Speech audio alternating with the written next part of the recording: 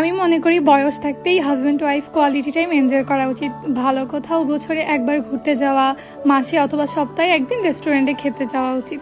অনেক সময় এই জিনিসগুলোতে টাকা অপচয় মনে হতে পারে, তবে জীবনে বেঁচে থাকলে ইনশাল্লাহ রিজিকের ব্যবস্থা হবেই। সংসার জীবনে বিভিন্ন ধরনের রেসপন্সিবিলিটি আসবে, এটাই স্বাভাবিক।